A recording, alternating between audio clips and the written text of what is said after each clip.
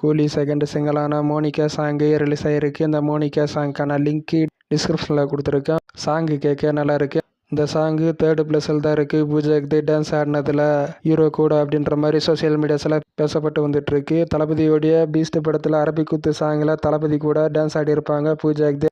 அந்த song 1st பிளேஸ்லையும் சூர்யாவுடைய retro படத்தில் கனிமா சாங்க்கு சூர்யா கூட டான்ஸ் ஆடி இருப்பாங்க பூஜா ஹெக்தே. அந்த சாங்கு 2nd பிளேஸ்லையும் அப்படின்ற மாதிரி சோசியல் மீடியாஸில் பேசப்பட்டு வந்துட்டு இருக்காங்க. வெங்கட் பிரபு அவருடைய நெக்ஸ்ட் படத்தை கன்ஃபார்ம் பண்ணியிருக்காரு. சிவகார்த்தியை நடிக்க போகிறாராம் அவருடைய நெக்ஸ்ட் படத்தில். வெங்கட் பிரபு டைரக்ஷனில் சிவகார்த்தியை நடிக்க போகிறாரு அப்படின்ற மாதிரியெல்லாம் ரொம்ப நாளைக்கு முன்னாடி நியூஸ் வந்துட்டு இருந்தது.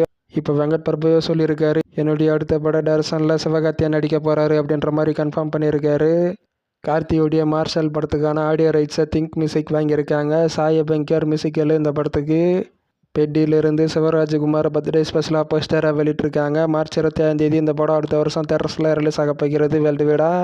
தனுஷுடைய D54 பூஜை சமீபத்தில் போட்டாங்க. அதற்கான கிளிம்ஸ் ரிலீஸ் ஆகிருக்கு. இந்த கிளிம்ஸுக்கான லிங்க்கு டிஸ்கிரிப்ஷனில் கொடுத்துருக்கேன். வேல்ஸ் ஃபிலிம் இந்த படத்தை தயாரிக்கிறாங்க.